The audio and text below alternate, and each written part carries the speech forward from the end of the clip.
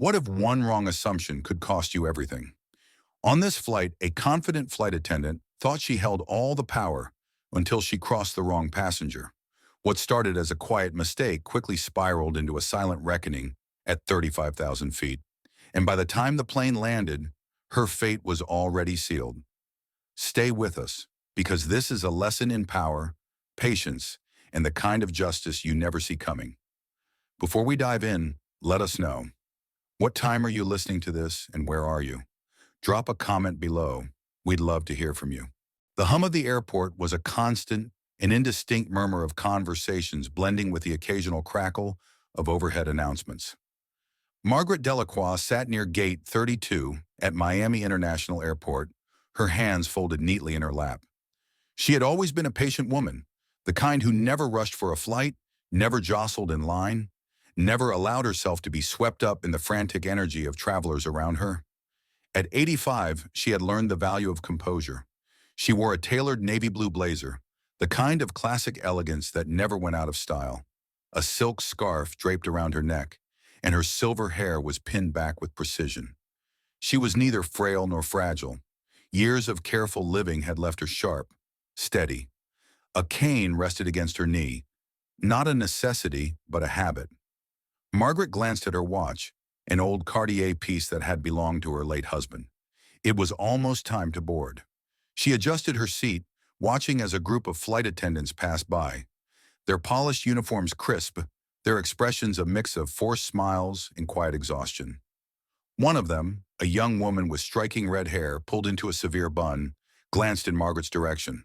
The look was brief, dismissive, before she turned her attention back to her colleagues. Ladies and gentlemen, we are now boarding Flight 217 to New York's LaGuardia Airport. First-class passengers may proceed to the gate at this time. Margaret stood, gathering her handbag, and walked with slow but purposeful steps toward the gate. Other passengers in the priority line shuffled forward, some clutching boarding passes, others checking their phones with distracted urgency. A few noticed her, their expressions unreadable. She had encountered that look before, the quiet calculation, the subtle flicker of assumption. An elderly woman traveling alone in first class? An anomaly.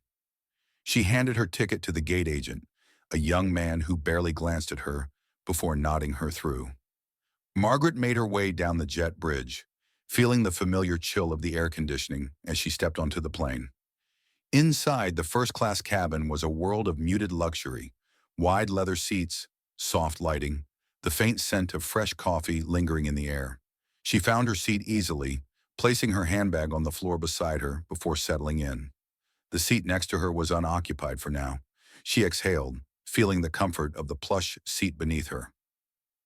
This was routine. Another flight, another destination. A flight attendant appeared in the aisle, moving with the efficient grace of someone accustomed to being in control. Margaret recognized her immediately, the red-haired woman from the terminal. Her name tag read Holly McCain. Holly stopped in front of Margaret's row, her eyes narrowing slightly as she scanned the passenger list on her tablet. "Good afternoon," she said, her voice polite but edged with something sharper. "May I see your boarding pass?" Margaret lifted an eyebrow. This was new. In all her years of flying, she had never been questioned like this after taking her seat. Still, she retrieved the slip of paper from her blazer pocket and handed it over without comment. Holly examined it, her lips pressing into a thin line.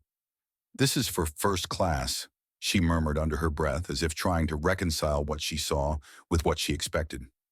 She hesitated for a fraction of a second before handing the ticket back. "Yes," Margaret replied, her voice steady, betraying nothing. Holly hesitated, then nodded. "Let me know if you need anything." She moved on, but Margaret could feel the weight of her gaze lingering. Margaret knew that look. She had seen it in boardrooms, at high-end restaurants, even at charity galas. Moments when people, consciously or not, measured her worth against their expectations. A woman her age, dressed in understated elegance but traveling alone, always seemed to provoke a second glance. She picked up the in-flight menu, pretending to study it, but her thoughts were elsewhere. This flight, like so many before it, would be uneventful. At least that's what she assumed. But something in the air, perhaps in the way Holly had looked at her, or the faint whisper of tension behind the attendant's smile, told her that this flight might not be so routine after all. Margaret settled into her seat, her hands resting lightly on the armrests. The cabin was filling up now, murmurs of conversation blending with the rustling of carry-on bags being stowed away. The faint clink of glasses from the galley signaled that the flight attendants were preparing for departure. Across the aisle, a businessman in his 40s was already typing furiously on his laptop, oblivious to the world around him. A young woman 2 rows ahead flipped through a glossy fashion magazine, her sunglasses perched on top of her head. It was a typical first-class crowd, professionals, well-dressed travelers, people accustomed to this level of comfort. Margaret, as always, was an exception. She could still feel Holly McCain's glance from earlier, that brief pause before the attendant handed back her boarding pass. It had been subtle, but not subtle enough. A moment later, Holly returned, moving through the aisle with the authority of someone who believed she was in control of every detail. Her uniform was immaculate, her posture straight. She paused at Margaret's row, her expression unreadable. "Mrs. Delacroix," she began, her voice polite but firm. "Could I speak with you for a moment?" Margaret lifted her gaze from the menu, her face composed. "Of course." Holly clasped her hands together, the faintest flicker of hesitation in her movements, before she continued. "I just need to verify something with the front desk. It seems there might have been a mix-up with your seat assignment." Margaret's fingers tightened around the menu for a brief second before she set it down on her lap. She had been through enough in life to recognize when she was being dismissed, when someone had already decided she didn't belong. She tilted her head slightly. "A mix-up?" "Yes," Holly said quickly. "Would you mind stepping toward the galley with me? It won't take long." The businessman across the aisle glanced up from his laptop. A few other passengers subtly turned their heads, pretending not to listen, while clearly doing exactly that. Margaret didn't move right away. Instead, she studied Holly for a long moment, her sharp eyes taking in every detail. The rigid way the woman held herself, the way her fingers curled slightly against the fabric of her uniform. Finally, she exhaled quietly and reached for her cane. "Very well." She rose with measured grace, not allowing herself to be rushed. Holly stepped aside, leading the way toward the galley at the front of the cabin. As they walked, Margaret caught sight of another flight attendant, a younger woman with dark curls, watching the interaction with furrowed brows. When they reached the small galley, Holly turned, crossing her arms. "Mrs. Delacroix, I just need to confirm." Margaret cut her off with a quiet but unwavering voice. "Let me guess. You don't believe I belong in first class?" Holly blinked, momentarily caught off guard. "That's not what I—" Margaret's expression remained calm. "It is. I've seen it before. People hesitate when they see me in places they don't expect. They wonder if I somehow slipped through, if I'm confused about where I'm supposed to be." She glanced toward the cabin. "Do you intend to move me to another seat, Miss McCain?" Holly straightened. "I'm just following protocol, ma'am." "Protocol," Margaret echoed, her voice soft but pointed. "Tell me, how often does this protocol apply to first-class passengers who don't look like me?" A flicker of something crossed Holly's face. Annoyance, discomfort, perhaps a mixture of both. "There's no need to make this into something it's not," Holly said, her voice lowering slightly. Margaret tilted her head. "Oh, but I believe it is exactly what it appears to be." Holly exhaled sharply, as if this conversation was already taking longer than she intended. "Look, I just need to check with the system to verify everything. If there's no issue, you'll return to your seat. No problem." Margaret considered her for a long moment. Then, without another word, she extended her boarding pass again. Holly took it and disappeared around the corner, leaving Margaret standing there, her cane resting lightly in her grip. She wasn't angry. Anger had long since ceased to be her immediate response to these things. No, what she felt was something deeper, quieter. She had built a life on patience, on strategy. She knew how to wait, and so she did. Several minutes passed before Holly returned, her expression unreadable. Without a word, she handed back the boarding pass. "There was no issue," she said stiffly. Margaret took it without breaking eye contact. "I see." Holly hesitated for a fraction of a second, then gestured back toward the cabin. "You can return to your seat." Margaret nodded once, then turned and walked slowly back down the aisle. As she reached her seat, she noticed the same young flight attendant from earlier, the one with the dark curls, still watching. This time there was something like concern in her expression. Margaret settled into her seat again, adjusting her scarf. She could still feel the eyes of a few passengers on her, lingering just long enough to be noticeable. She picked up her menu once more, smoothing the pages between her fingers. This flight would not be routine. No, not at all. Margaret adjusted her scarf with deliberate care, her fingers grazing the soft fabric as she glanced around the cabin. The murmur of quiet conversation continued, but there was a new undercurrent to the air, something unspoken but tangible. A few passengers had stolen glances as she returned to her seat, but most had quickly returned to their newspapers, tablets, or idle chatter. She had spent a lifetime navigating spaces where she wasn't expected. This was nothing new. Holly McCain moved efficiently through the aisle, her polished heels clicking lightly against the carpeted floor. Margaret watched as she interacted with the other passengers, her tone smooth and professional. There was no hesitation in her movements, no sign that their conversation in the galley had rattled her. If anything, Holly carried herself with even more control, as if reinforcing her authority in the space. Another flight attendant, the younger woman with dark curls, approached with a tray of drinks. Her name tag read, Elena Morales. "Mrs. Delacroix," Elena said, offering a warm smile. "Would you like something to drink before takeoff?" Margaret appreciated the softness in the woman's voice. Unlike Holly, Elena did not regard her with suspicion. "A glass of water, please," Margaret replied, her tone even. Elena nodded, placing the drink gently on the tray table before moving on to the next passenger. From the corner of her eye, Margaret saw Holly glance in their direction, her gaze flickering over Elena before settling elsewhere. The captain's voice soon came over the intercom, his tone steady and practiced. "Good afternoon, ladies and gentlemen. Welcome aboard Flight 217 to New York. We are expecting smooth conditions today with an estimated arrival time of 5:40 p.m. Please ensure your seatbelts are fastened as we prepare for departure. Thank you for flying with us." Margaret reached for her seatbelt, fastening it with a soft click. Across the aisle, the businessman shut his laptop, rubbing his temple as if bracing himself for an uneventful flight. The plane began to taxi, the slow rumble of the engines vibrating beneath their feet. Margaret closed her eyes for a moment, listening. It had been years since she had last flown commercially. When her husband was still alive, private flights had been their norm. But things had changed. She had chosen to take this flight today, chosen to experience the world as it was, not as it had once been for her. And yet, here she was, still being questioned, still having to prove her place. The engines roared to life, pressing passengers into their seats as the aircraft lifted off.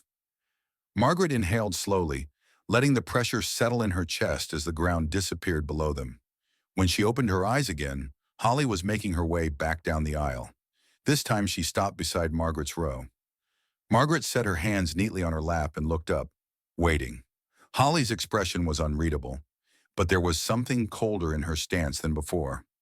"Just checking in," she said smoothly, though Margaret could hear the forced politeness beneath her words. "Let me know if you need anything." Margaret held her gaze for a moment, then nodded.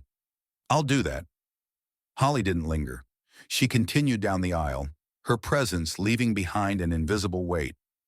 Margaret turned her gaze toward the small window beside her. The sky stretched wide, endless, and unbothered. She had always been a patient woman, and patience, she knew, could be a powerful thing. Margaret let her gaze drift over the horizon, watching as the last remnants of Miami faded beneath a soft layer of clouds. The sun bathed the sky in a muted gold, stretching its light across the expanse like a silent reassurance. She had always found something comforting about the sky, its vastness, its certainty. No matter what happened on the ground up here, everything seemed smaller, distant, but not today. The tension from her earlier encounter with Holly McCain lingered like the stale scent of airport coffee. It wasn't outright hostility. No, that would have been too obvious. It was something quieter, more insidious, the kind of dismissal that people like Holly carried effortlessly, as if it was second nature. a subtle but deliberate reminder that Margaret was not where she was expected to be. The flight attendants were moving through the aisles now, preparing for the first round of in-flight service. Elena Morales, the younger flight attendant who had offered Margaret water earlier, was speaking softly to a passenger a few rows ahead. Her presence was a stark contrast to Holly's, gentle, unhurried, lacking that rigid edge of superiority. Margaret reached for her handbag, retrieving a small notebook. She flipped it open to a blank page, letting the quiet scratch of her pen fill the silence. Writing had always been her way of thinking, of making sense of the world when words failed her. Holly McCain. Quick judgment. No hesitation in her assumptions. Curious how much of that is training versus nature. She tapped the pen against the page, considering. She had met women like Holly before. Sharp, ambitious, convinced of their authority. The kind who prided themselves on control. And yet Holly had hesitated. Only for a second, but Margaret had caught it. That flicker of doubt, that brief moment where the certainty in her voice had wavered. That meant something. A shadow passed over her tray table as Elena appeared beside her row again, a polite smile in place. "Would you care for anything else to drink, Mrs. Delacroix?" Margaret glanced at the cart. Wine, whiskey, a neat row of miniature bottles. "A cup of tea, please." Elena nodded and prepared the tea with careful precision, her movements practiced but not rushed. Margaret observed her closely, noting the way she handled herself. There was warmth in the way she spoke to passengers, an ease that suggested genuine kindness rather than forced hospitality. As Elena placed the tea on the tray table, Margaret spoke, her voice low enough to ensure privacy. "How long have you been working this route, Miss Morales?" Elena blinked, slightly caught off guard, but recovered quickly. "A little over a year," she said. "Mostly East Coast flights." Margaret stirred her tea. "And Miss McCain?" There was a pause, small but noticeable. "She's been with the airline for several years," Elena said carefully. "Very experienced." Margaret smiled faintly at the diplomatic response. "I imagine she's quite good at what she does." Elena hesitated again before nodding. "She's thorough." That was all she needed to hear. Margaret took a sip of her tea, savoring the warmth. "Thank you, Miss Morales." Elena offered a small nod before moving down the aisle again, her presence slipping back into the rhythm of the flight. Margaret sat back, her fingers tracing the rim of her cup. Holly McCain was thorough, but thoroughness, when fueled by the wrong instinct, could lead to miscalculations. And miscalculations had consequences. The plane continued its steady course, the hum of the engines a constant backdrop. Passengers settled into their routines, flipping through in-flight entertainment, closing their eyes for short naps, murmuring conversations under their breath. But Margaret remained still, her tea cooling in its cup. She had spent her life in rooms where the balance of power was decided in moments of silence, and she could feel it now, shifting, settling. This flight was not routine, not anymore. Margaret had encountered many versions of Holly McCain in her life. Women who mistook authority for power, who carried their self-importance like an invisible shield. The kind who believed they could shape the world around them, yet remained blind to the weight of their own biases. She had given Holly the benefit of the doubt once. That grace would not be extended again. The tea in her cup had cooled, but Margaret hadn't touched it in a while. Instead, she watched the flight attendants move through the cabin, noting the small interactions that revealed more than words ever could. Elena Morales worked efficiently, her approach to passengers warm, measured.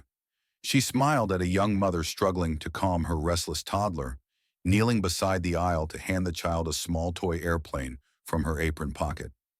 A natural gesture, genuine, the kind of kindness that couldn't be trained. Holly McCain, on the other hand, was different. Her movements were sharp, deliberate. Everything about her posture spoke of control, of authority that she wielded like a weapon rather than a skill. She wasn't unkind, no, Margaret wouldn't call her cruel, but there was an unmistakable rigidity to her. The way she corrected passengers before they even had a chance to speak. The way she subtly ignored some while catering effortlessly to others. Margaret had seen that kind of selective attention before, and she was about to see it again. Holly was moving down the aisle now, stopping beside a man in his 50s wearing a tailored suit, his salt and pepper hair neatly combed back. He exuded confidence, the kind of passenger who had flown first class enough times to expect a certain level of deference. Margaret heard the interaction before she saw it. "Excuse me," the man said, his tone calm but expectant. "I asked for a whiskey nearly 10 minutes ago." Holly smiled, tight, professional. "I'll bring that to you in just a moment, Mr. Reeve." The man leaned back, clearly unimpressed.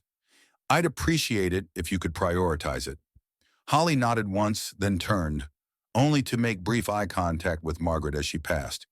It was fleeting, barely a second, but it was enough. Margaret understood immediately. Holly was irritated, not at the man, not even at the demand, but at being reminded once again that she was not the one dictating the flow of this flight. The smallest cracks were beginning to show. Margaret watched as Holly returned to the galley, her movements sharper now. A moment later, she emerged with a glass of whiskey, setting it down in front of Mr. Reeve without another word. The businessman accepted it with a nod, barely acknowledging her before turning back to his book. Margaret's gaze remained steady. It was always the small things, the miscalculations, the unchecked emotions that, if not contained, would soon unravel entirely. She had learned over the years that the difference between those who held power and those who merely exercised authority came down to control, not over others, but over oneself. And from where she sat, Holly McCain had just made her first mistake, one that Margaret had no doubt would soon cost her. The balance had shifted. The question now was how long it would take Holly to realize it. Margaret did not need to glance at her watch to know that time had stretched unnaturally since takeoff. The energy in the cabin had shifted, subtle but undeniable, like the air before a storm. Small details told her everything she needed to know. Holly's movements had grown tighter, her interactions shorter. The woman prided herself on control, yet the cracks in her composure were growing more visible. Margaret had seen it happen before. People like Holly always believed they were the ones setting the rules, defining the parameters of respect, but they rarely considered what happened when those lines were drawn in the wrong place, the wrong assumption, the wrong passenger. She let her gaze settle on the view outside the window, the vast stretch of sky offering a stillness that the cabin lacked. Then, without warning, a shadow fell over her tray table. Margaret turned her head slowly, meeting Holly McCain's gaze as the woman stood beside her seat, lips pressed into a thin line. "Mrs. Delacroix," Holly said, her voice clipped, "I need to speak with you again." Margaret exhaled softly. "Is there an issue?" Holly glanced around as if ensuring that their conversation remained as private as possible. "Please follow me to the galley." Passengers nearby looked up briefly before returning to their distractions. Margaret, however, did not move right away. She considered Holly for a moment, the tension behind her words, the urgency buried beneath her polished professionalism. This was not protocol. This was something personal. Margaret reached for her cane, rising with the same measured grace she always carried. She followed Holly toward the narrow galley at the front of the cabin, the air thick with the scent of brewed coffee and airline meals. The moment they were out of earshot, Holly turned sharply, arms crossing over her chest. "I don't know what game you're playing," she said, her voice low but firm, "but I don't appreciate being made to look incompetent in my own cabin." Margaret tilted her head slightly. "I wasn't aware I had that much influence over you, Miss McCain." Holly's jaw tightened. "Passengers have been watching. I saw you speaking with Elena. I saw the way you were looking at me. I won't tolerate being undermined." Margaret's lips curled slightly, though it was not quite a smile. "Ah, so this is about perception." Holly exhaled sharply. "It's about respect. I have a job to do, and I expect passengers, especially those in first class, to trust my judgment instead of questioning it." Margaret studied her, the way her shoulders were squared, the barely contained frustration simmering beneath her polished demeanor. The woman was unraveling faster than Margaret had anticipated. So soon? That was unfortunate. Margaret's voice remained smooth. "I wonder, Miss McCain, when did you first assume I wasn't meant to be here?" Holly blinked. "That's not. Was it when you saw me at the gate? When I handed you my ticket? Or was it the moment I took my seat?" Margaret's tone was not unkind, but it was sharp in a way that left no room for evasion. Holly's nostrils flared, but she forced herself to remain composed. I was following protocol. Margaret inclined her head slightly. And yet, you only followed that protocol with me. Silence. The moment stretched between them, thick and unyielding. Holly's fingers twitched slightly, a tell. Margaret had spent decades in boardrooms watching men twice as powerful crumble under the weight of their own miscalculations. She did not need to raise her voice.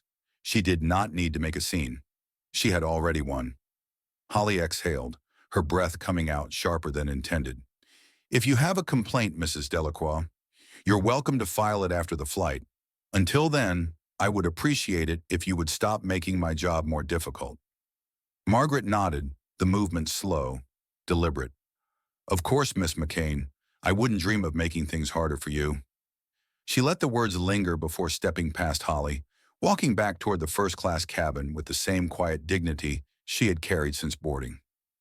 Holly remained behind, standing in the narrow galley, her hands clenched into fists. Margaret did not need to turn back to know that the woman's world had just begun to shift beneath her feet. The balance of power had tilted, and the consequences were already in motion. Margaret returned to her seat with the same poise she had left with, though she could feel the shift in the cabin's atmosphere. The tension that had been simmering beneath the surface had thickened, invisible but undeniable.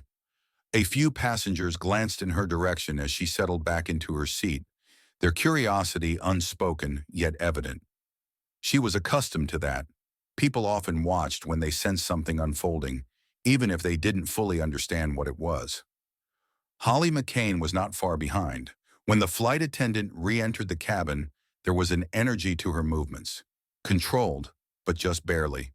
She was holding on to her professionalism with white-knuckled precision. But Margaret could see the signs.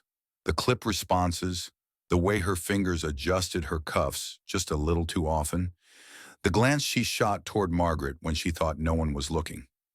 Yes, the cracks were widening. A low beep from the overhead panel signaled that a passenger was requesting assistance. Holly moved swiftly toward the call button, her back straight, her control seemingly intact. Margaret turned her attention back to her window, tracing the outline of the clouds below with her gaze. She could feel it now. Holly was unraveling. And when people like Holly unraveled, they made mistakes. It didn't take long. The moment came when Elena Morales, who had been quietly watching everything unfold, offered Margaret a refill on her tea. "Would you like another cup, Mrs. Delacroix?" Elena asked, her voice as gentle as before. Margaret nodded. "That would be lovely, thank you." Elena gave a warm smile and turned toward the galley. But before she could take a step, Holly's voice cut through the cabin. "Elena, I'll handle that." The words weren't loud, but they carried an unmistakable edge. A command, not a request. Elena hesitated, just for a second, before stepping back. Holly took the small cup from the tray, filling it with hot water and placing it in front of Margaret with a carefully measured expression. "There you go, ma'am," Holly said, her voice taut. Margaret met her gaze, holding it for just a moment longer than necessary. Then, with the smallest, most imperceptible of smiles, she reached for the cup. The tea was steaming, the surface rippling slightly. She lifted it with care, bringing it close to her lips. But before she could take a sip, the plane hit a pocket of turbulence, just enough to send a jolt through the cabin. The tea sloshed, not enough to spill over, but enough to send a small tremor through Margaret's hand. And Holly saw it. Margaret noticed the shift in the woman's posture immediately, the way her lips parted slightly, as if considering something. Then she leaned in. "Would you like me to transfer you to a more comfortable seat?" Holly asked, her voice too smooth, too calculated. "One with easier access, perhaps?" There it was. Margaret set the tea down carefully, her fingers resting lightly on the rim of the saucer. She could hear the unspoken words beneath Holly's offer. "Would you like to move to economy, where you belong?" The passengers closest to them had gone still. Elena, standing just a few feet away, stiffened slightly. She had heard it too. Margaret lifted her gaze, her expression unreadable. "That won't be necessary," she said quietly. Holly's jaw tightened, just for a second. She had expected a different reaction.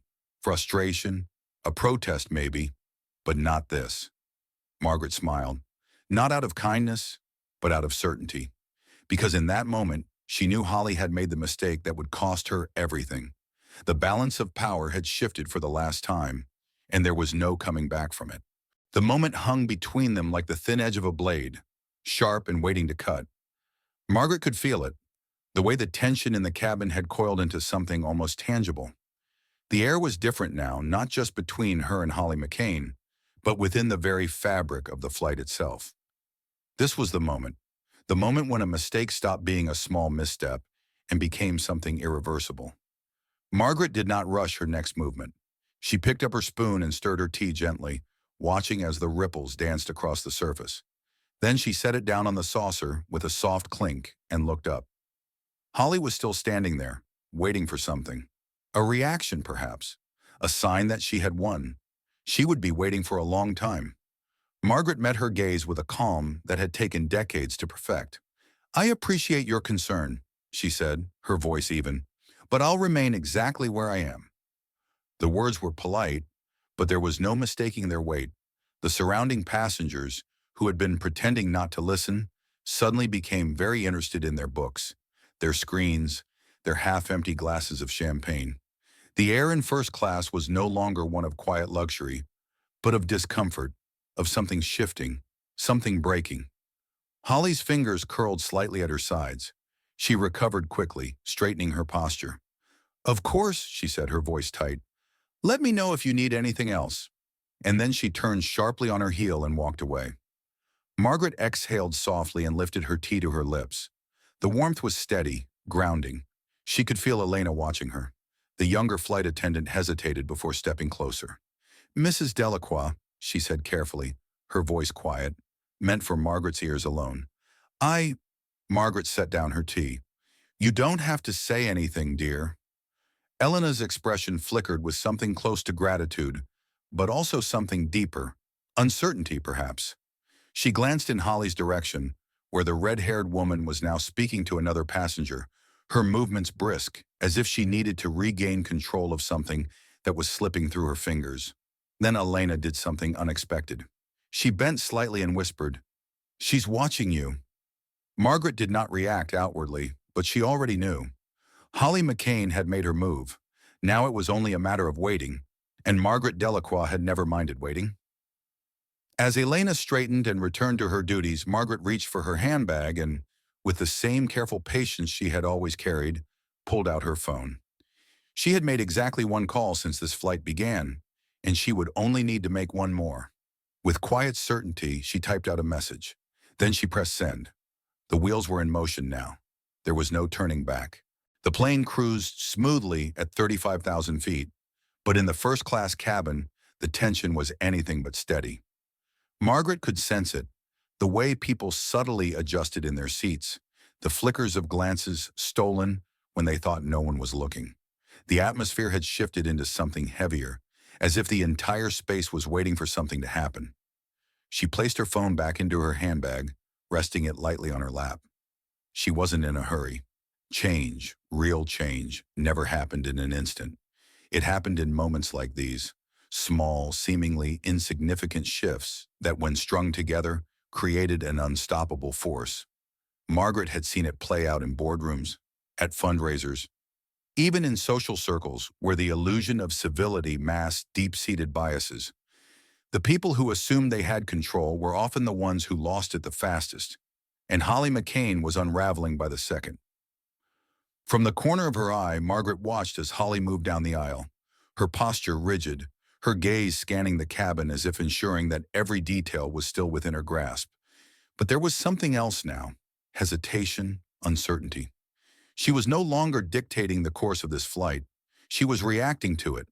Elena Morales passed by, her tray balanced carefully in her hands, her expression carefully neutral. Margaret had not missed the way she had lowered her voice earlier, nor the warning buried within her words. "She's watching you." Margaret had no doubt. She took another slow sip of her tea, letting the warmth settle as she glanced out the window. The clouds stretched endlessly below them, soft and indifferent to the small human drama playing out inside the cabin. And then, almost imperceptibly, she heard it. The low murmur of a voice. Holly's voice. She was speaking with another flight attendant near the galley, just out of full earshot, but close enough that certain words reached Margaret's ears. An issue with a passenger. I just don't think she should be in first class. Margaret didn't need to hear the rest. She had heard enough. She set her cup down gently, smoothing the fabric of her blazer before reaching for her phone once more. She typed slowly, deliberately. Then she sent the message. Now it was simply a matter of time. The first domino had fallen, and soon the rest would follow. Margaret placed her phone back into her handbag, resting her hands gently on her lap. She did not need to check for a response. She knew the message had been received. The wheels had already been set in motion. She let her gaze drift across the cabin, noting the subtle shifts in energy. Passengers were still engaged in their quiet conversations, their books, their drinks, but the tension was still there, lingering in the air like the aftermath of a distant thunderclap. She had always found it fascinating how easily a room could change. It only took a single moment, one misstep, one assumption, one wrong decision, and Holly McCain had made hers. Across the aisle, the businessman who had earlier requested his whiskey, Mr. Reeve, if she recalled correctly, was watching. He didn't make it obvious, but Margaret could feel the weight of his glance, the way his eyes flickered toward her and then toward Holly, as if piecing together something unspoken. Good. Let them wonder. She reached for her tea, but before she could take another sip, she noticed movement near the front of the cabin. The cockpit door had opened. A man in a crisp navy blue uniform stepped out. The captain, Captain Jason Calloway, according to his name tag. He didn't look toward the passengers, not immediately. Instead, his gaze went straight to Holly McCain, who was speaking with another flight attendant near the galley. Margaret saw it the moment Holly realized he was approaching, the quick stiffening of her shoulders, the brief flicker of uncertainty in her eyes before she masked it. But it was too late. The captain stopped beside her, speaking in a voice too low for the passengers to hear. But Margaret didn't need to hear the words. She had seen enough boardroom confrontations to recognize the shift in power when it happened. Holly's expression remained composed, but her grip on the edge of the service cart tightened, her knuckles just a shade paler.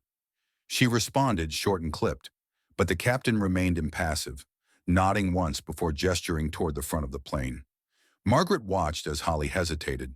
Then, with a tight nod, she followed him. The moment the cockpit door closed behind them, Margaret exhaled quietly, and just like that, the first consequence had arrived. Now, all that was left was to see how far the fallout would spread. The moment Holly disappeared behind the cockpit door, the energy in the cabin shifted once more. Margaret could feel it in the subtle way passengers adjusted in their seats, their eyes flickering toward the front of the plane, then quickly away. They sensed something unfolding, even if they weren't sure what it was. She lifted her tea to her lips, taking a slow sip. The warmth steadied her, though she had never needed much reassurance. She had done what she came to do. Now, all that remained was the fallout. Elena Morales passed by, her hands clasped neatly in front of her apron.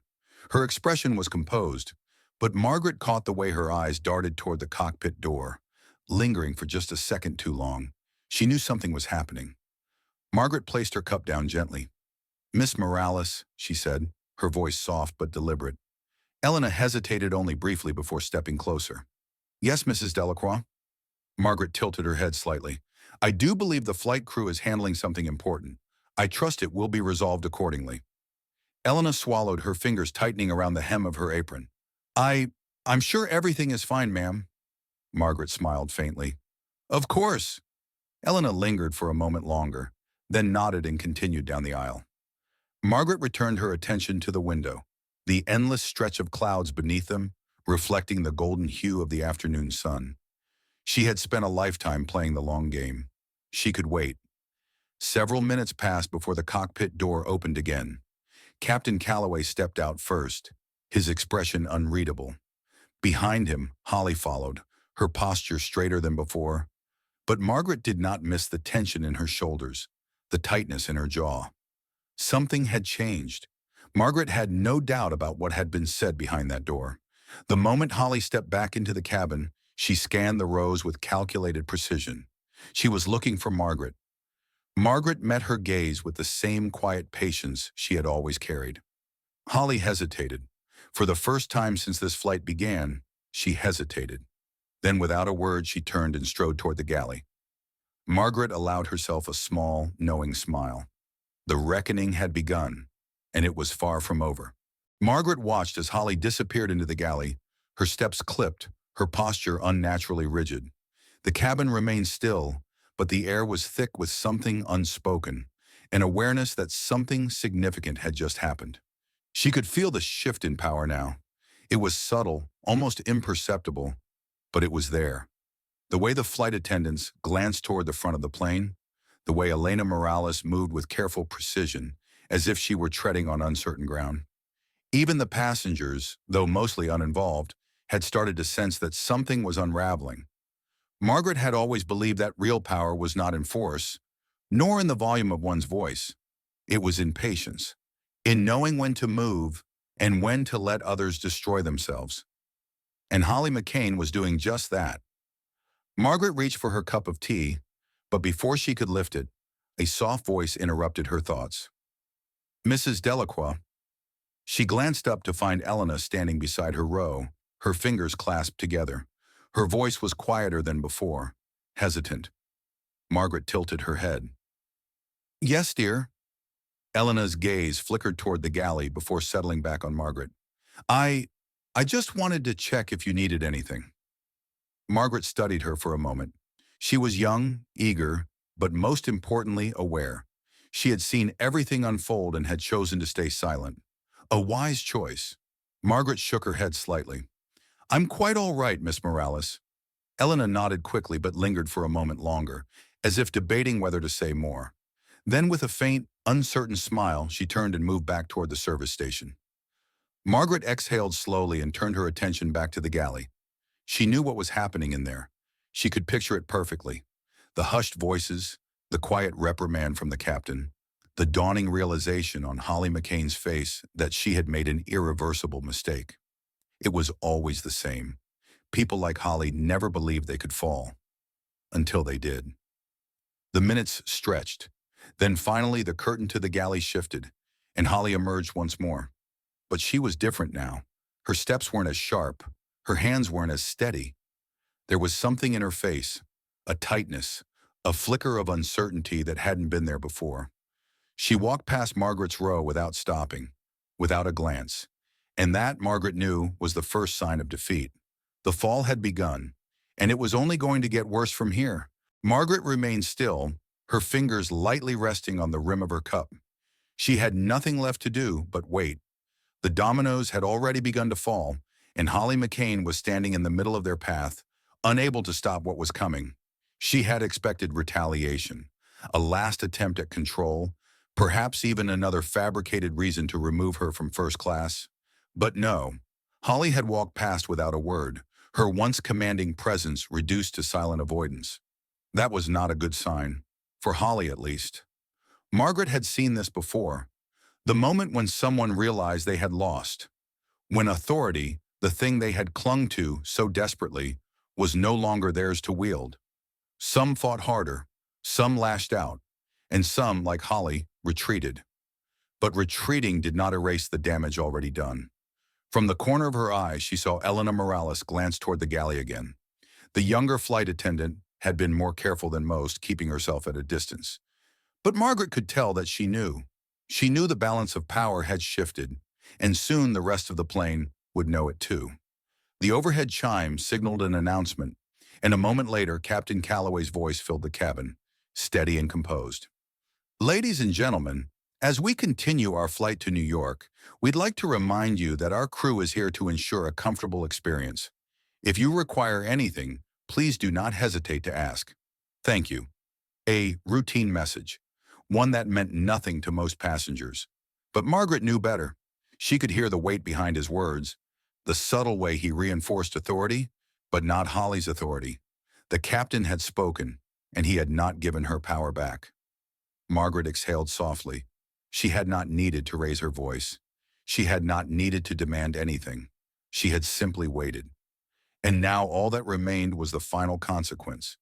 Holly had crossed a line, and there was no coming back. Margaret had never been one for theatrics. She had built her life on quiet, deliberate movements, never rushed, never careless. She understood that real power was not in grand gestures, but in the ability to wait while others made mistakes. And Holly McCain had made hers. The flight continued in eerie silence. Margaret noticed that Holly had stopped walking through the aisles as frequently as before. The woman had always moved with authority, claiming the space as her own. But now she was contained, lingering near the galley, avoiding eye contact with passengers she once commanded with unspoken rules. Margaret took another slow sip of her tea, letting the warmth settle in her chest. The moment was coming. She could feel it, and then it arrived. The cockpit door opened once more. Captain Calloway stepped out, his expression unreadable as he moved toward the first-class cabin. But he wasn't alone. Behind him, a senior flight attendant, likely the lead purser, followed, her clipboard in hand, her expression taut. The shift in the air was immediate. Passengers straightened in their seats, their conversations lowering into hushed murmurs. Even those who had been oblivious before now sensed that something was happening. Margaret remained still, watching. Captain Calloway stopped near the galley, his voice low but firm. "Miss McCain, we need to speak with you." Holly flinched, just barely, but enough. Margaret saw it. So did Elena.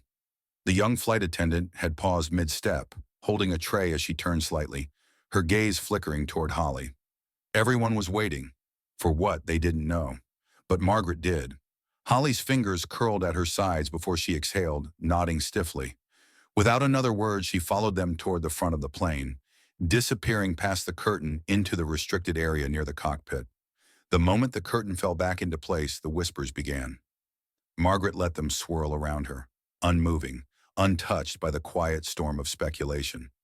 She reached for her phone, her movements precise. One message, one final note. "It's done." Then she set it aside. She had played her part, and now the rest was out of her hands. The whispers didn't die down. They grew. Low murmurs spread across the first-class cabin like a slow-burning fire. Passengers who had barely glanced up before were now exchanging curious looks, some pretending not to listen while straining to hear. Margaret remained still, her posture perfectly composed, her hands resting lightly on the armrests of her seat. She had no need to engage in the speculation. She already knew how this would end. From the galley, Elena Morales moved carefully, her gaze flickering toward the cockpit where Holly McCain had been escorted just moments ago. The young flight attendant had seen everything, though she had remained silent. Margaret had always believed that silence was more powerful than words, especially when it made people uncomfortable. And right now, discomfort was settling over the cabin like a thick fog. A few minutes passed, then the curtain near the cockpit shifted.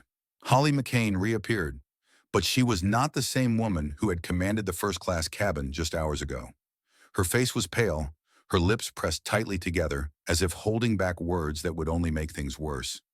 There was no more confidence in her stride, no more precision in her movements. She looked diminished. The lead purser followed, clipboard still in hand, her expression carefully neutral. But Margaret saw the signs. This was not a simple conversation. This was an ending. Holly did not meet anyone's gaze as she walked back toward the galley. Not the passengers, not her fellow flight attendants, not even Margaret, especially not Margaret. Margaret picked up her cup of tea, lifting it to her lips as Holly disappeared behind the service curtain once more. She did not need to see the rest. The decision had already been made. This was Holly McCain's last flight, and she knew it. The tension in the first-class cabin did not fade. It deepened. The murmurs had quieted, but the air remained thick with anticipation, as if the very walls of the plane held on to the weight of what had just unfolded. Margaret took another slow sip of her tea, savoring the warmth as she watched the world unfold around her. She did not need to move. She did not need to speak. Power, she had learned long ago, did not belong to those who demanded it. It belonged to those who waited. A few seats away, Mr. Reeve, the businessman who had watched her closely earlier, closed his laptop, his fingers drumming absently against the table. He had seen enough. They all had.